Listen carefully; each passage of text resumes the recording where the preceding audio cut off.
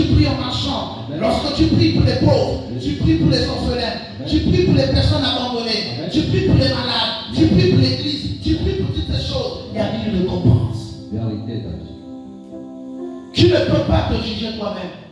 Mais pendant que tu seras assis ici, le Saint-Esprit me dira, prophète, proclame la parole dans la vie de cet enfant, dans la vie de cette femme, dans la vie de cet homme. Pourquoi? Parce que dans le secret, je suis. Cette femme m'appelle, à cause d'elle, quelque chose se passe. C'est pourquoi dans les églises, excusez-moi, vous allez toujours vous dire, mais la femme là qui est bizarre là, l'homme là qui est bizarre là, donc le prophète ne voit pas. Comment le prophète ne sanctionne pas? Non, vous n'avez pas la même dimension dans le secret. Vous n'attirez pas Dieu de la même manière. Dieu n'est pas sentimental. Toi tu vois les yeux. Le comportement de ta soeur, de ton frère à l'église est un enseignement. Mais toi tu prends ça au premier degré. Et tu fais quoi? Tu gardes la colère. Dieu place cet homme dans ta vie. Il place cette femme là pour t'éprouver. Et toi, qu'est-ce que tu fais? Tu commences à détester. Je n'ai pas plus avec lui. Je n'ai pas plus avec elle. Pourquoi? Si elle est mauvaise, comment elle peut me parler comme ça? Non. Dieu est en train de te former. On ne forme pas dans la douceur. Il y a des chapitres de la douceur. Et il y a des chapitres aussi, il faut un peu de la résistance. Il faut de la résistance.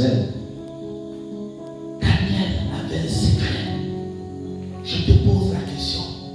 Quel est ton secret? Est-ce que tu as un secret? Si tu n'as pas le secret, va travailler un secret. Tu peux travailler le secret dans la puissance de la méditation. Tu peux passer beaucoup de temps dans la méditation. Tu peux passer beaucoup de temps en train d'écouter les adorations. Tu peux passer beaucoup de temps en train d'écouter les prédications des hommes de Dieu. Tu peux passer beaucoup de temps en train de méditer, en train de prier le Seigneur. Et un secret qui attire Dieu. Et il y a un secret. Le secret est toujours récompensé. On a trompé le roi. Ils ont dit non, toutes les personnes. Mais ils ne savaient pas. Parce que le roi ne maîtrisait pas l'intimité de Daniel. Qu'est-ce que vous faites quand vous n'êtes pas à l'église? Est-ce que vous priez pour le ministère? Est-ce que vous priez pour vos parents?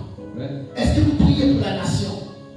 La Bible nous dit dans le livre de 2 Chroniques 7-14, la Bible dit, si mon peuple, celui est invoqué mon nom, je pardonnerai son péché et je guérirai quoi? Sa nation.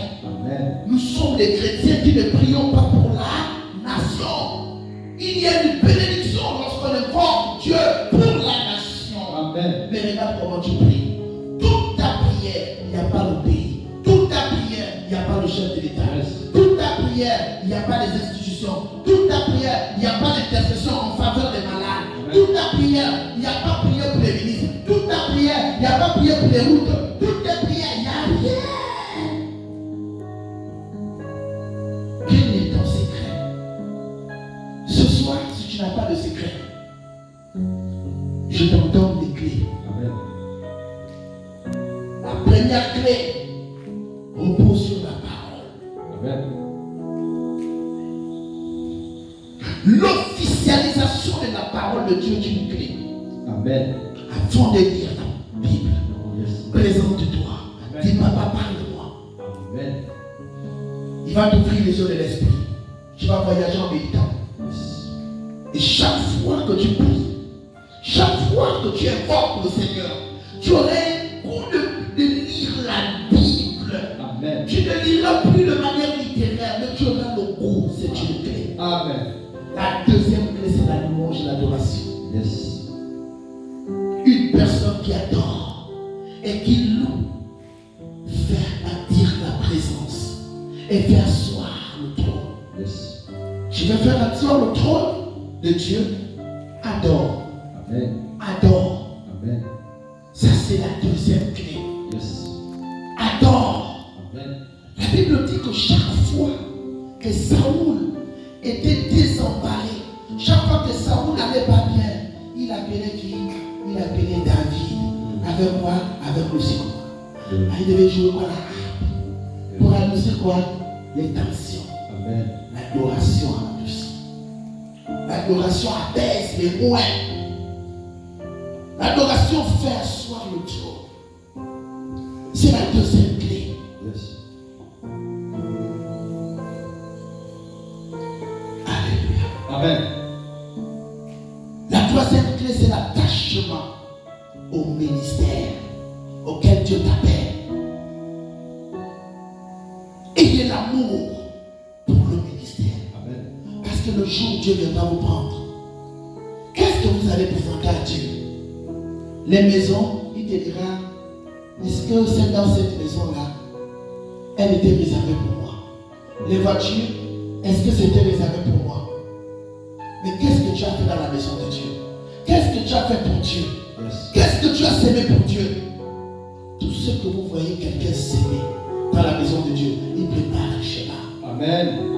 C'est pourquoi, lorsqu'on vient ici, œuvrons pour Dieu, œuvrons sans rien attendre, Amen. prions et œuvrons dans la présence. Amen.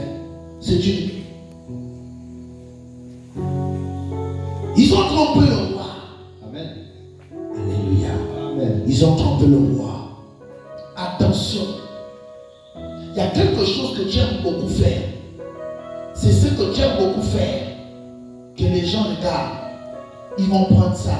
Ils vont amener ça quelque part. Yes, sir. Aujourd'hui, tu te demandes pourquoi ta vie ne marche pas. Mais quel est le domaine où tu vas te faire voir? C'est là où ils sont passés. Yes. Quand tu as de l'argent, c'est toi qui as les plus beaux statuts. Amen. Tu montes là où tu vis. Dieu te donne de l'argent pour que tu puisses subvenir